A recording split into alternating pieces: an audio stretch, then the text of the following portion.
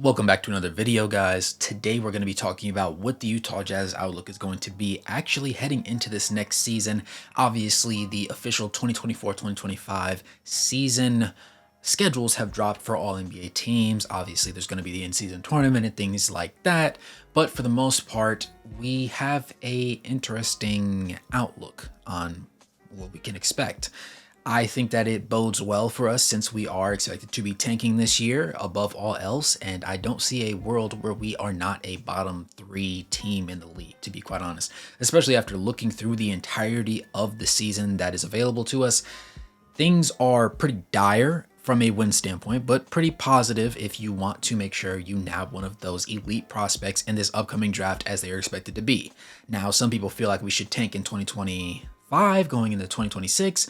I'm not the biggest proponent, though I do see the merit behind it. But for this year, I am in agreement that with our current roster, we need more time to develop guys. We need guys to have the opportunity to make mistakes, and there's nothing that allows you to do that more than a tanking year where you expect to lose, and quite frankly, you want to lose. So with that being said, we're going to focus on what exactly I expect from them. Myself personally, I think that they're going to be between a 15 to 26-ish on a high-end win team. And I really had to look through for wins that were going to be had. I think that there's going to be some injuries to key players, some other players that end up catching rest on nights that they play us, and that will end up affecting us just a little bit, giving us a couple more wins, giving us a couple fewer. But I believe that overall Lauri Markkanen will end up getting rested on a lot of back-to-backs. I think that the most winnable of the bottom tier games that we have will probably be against the Spurs. But with that being said, they've got better. They have Stephon Castle. They picked up CP3. They picked up Harrison Barnes. Victor Wembanyama should have been All-NBA last year, but he's definitely going to be All-NBA this year. I think across the board, they're just a very talented team. They are young, but they're going to be better overall. So if Lauri didn't play in those games, it would not surprise me. And honestly, I think that we would probably be better for it overall when it comes to record, but you never really know. Could Will Hardy probably twist this roster and make them a not powerhouse, but a winning roster? Sure. I saw him do it last year, and we dismantled it at the trade deadline to make sure that we didn't win too many games, unfortunately. So I don't know how well things will end up going. I would like to see some guys do better, like Jordan Clarkson, so that he can get shipped out at the deadline, and John Collins as well. I would love to keep Collins. I think he's an all-star caliber player alongside Lauri Markkanen. And in an ideal world, if you can add a Cooper Flag tier talent, I think that is your three-headed dragon along with the other quality pieces that they picked up over the past couple of years, depending on how things shake out with Walker Kessler and the boys. That said, getting into the nitty gritty, there are very few winnable games. I actually had to claw and dig. I looked at the teams that were expected to be tanking. We don't know if the Spurs are going to tank this year. They're pretty talented, but again, they're not going to be a great team. So you could see them in the similar waters as the Utah Jazz. But I think that they are going to, by default, win more games than the Utah Jazz. We play them twice. We play them on October 31st and the 9th.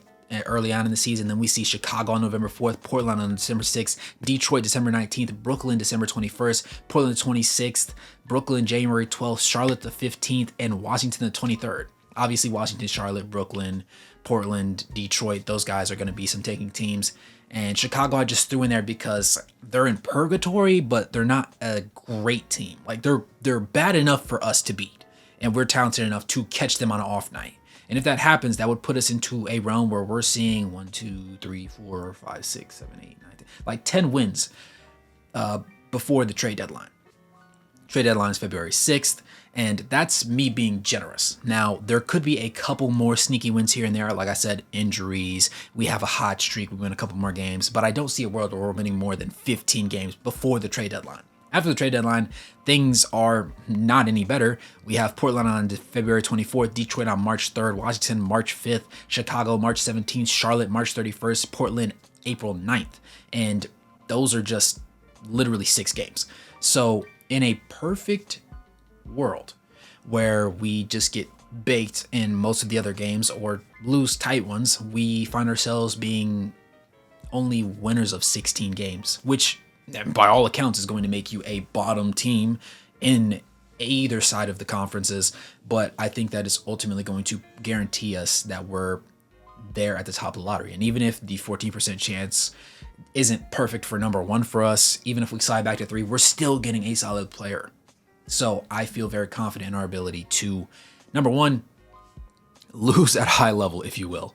And number two, I don't think that there's going to be very many surprises. I think Larry Markkinen's going to see a lot of rest. I don't think that they're going to expect him to be the Iron Man. They didn't expect him to be the Iron Man last year. He saw a couple nagging injuries, and so they accentuated it, and especially later on down the season line, they sat him down and let him rest.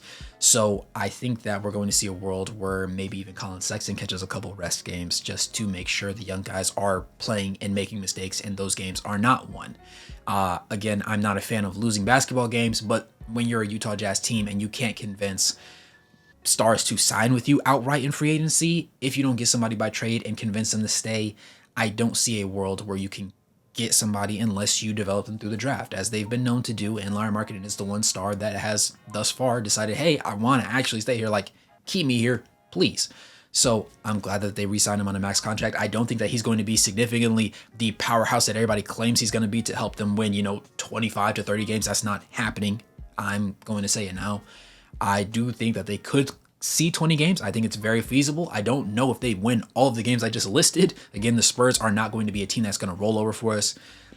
The Pistons probably will. Charlotte's weirdly okay-ish from a terrible team standpoint. Washington's, and they got better this offseason. They didn't get worse. So there's a lot of variables to play.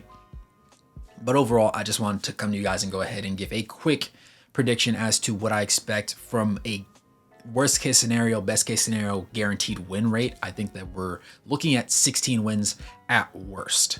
I know some people are like, oh, or they're going to have 14. They're going to have 12. They might be the worst team bar, Charlotte or Washington or Portland more specifically, because Portland, in my eyes, is the only team that's literally worse than us. Detroit, close, but they retooled. They have a couple of art pieces from last year. Obviously, Fontecchio, they've done well for themselves. So I don't see a world where any team is literally worse than us conclusively, with the exception of probably the Portland Trailblazers. I think that everybody else is in our same stratosphere or miles and light years ahead of us from an overall talent and just standpoint of skill.